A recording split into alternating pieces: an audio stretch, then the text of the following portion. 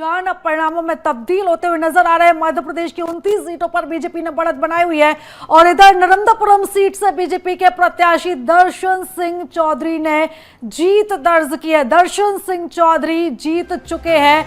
ये जो रुझान चल रहा था नरेंद्रपुरम सीट का कि दर्शन सिंह चौधरी लगातार आगे बने हुए थे, लेकिन अब उन्होंने जीत दर्ज की है। तो मंडला से बीजेपी के प्रत्याशी फग्गन सिंह कुलस्ते भी जीत चुके हैं। रतलाम से बीजेपी की प्रत्याशी अनीता नागर सिंह चौहान भी जीत चुकी है। टीकमगढ़ से बीजेपी के वीरेंद्र खटिक ने भी जीत दर्ज की है। तो खजुराहो से वीडी शर्मा ने जीत दर्ज की है।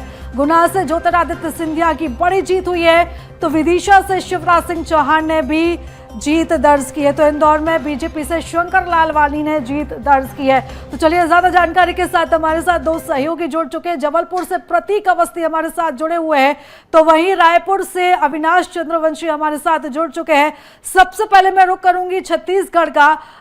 छत्तीसगढ़ की हम बात करेंगे, लेकिन सबसे पहले मैं जाऊंगी जबलपुर। प्रतीक हमारे साथ जुड़े हुए हैं। प्रतीक, जिस तरीके का माहौल चल रहा है, सुबह से ही हम रुझान देख रहे हैं कि 29 की 29 सीटों पर मध्य प्रदेश में बीजेपी आगे चल रही थी और अब जो रुझान है वो परिणाम में तब्दील हो चुके हैं। चाहे हम नरेंद्रपुरम सीट, मंडला की बात करें या फिर रतलाम की बात करें, टीकमगढ़ की बात करें, गुना, जो हाई प्रोफाइल सीटें थी वो लगभग सभी बीजेपी ने जीत ली हैं।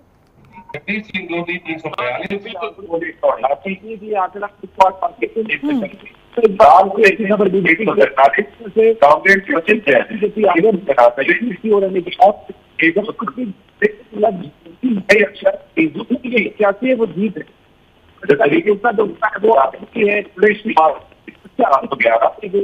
प्रवीण कुमार प्रतीक, मैं लौटूंगी आपकी तरफ। आपकी आवाज क्लियर हम तक नहीं पहुंच पा रही है, कुछ टेक्निकल कारण है। मैं दोबारा आपसे संपर्क साधने की कोशिश करूंगी। प्रतीक बने रहिएगा आप हमारे साथ। मैं छत्तीसगढ़ का रुख करती हूँ। अविनाश हमारे साथ बने हुए। अविनाश, छत्तीसगढ़ में जिस तरीके से बीजेपी दावा कर रही थी 11 में से 11 सीटें जीतने का, लेकिन रुझान कुछ और ही दिख रहे हैं। हालांकि अभी भी 10 सीटों पर बढ़त बनाए हुए हैं। सबसे दिलचस्प मुकाबला जो इस समय देखने को मिल रहा है वो हमें कोरबा में देखने को मिल रहा है। निश्चित तौर पर बीजेपी जो है 11 की 11 सीटों पर दावा करते हुए नजर आ रही थी। हालांकि छत्तीसगढ़ में पारंपरिक रूप से बीजेपी की सीटें हमेशा कांग्रेस से ज्यादा रही हैं। पिछली बार 9 सीटें रही हैं।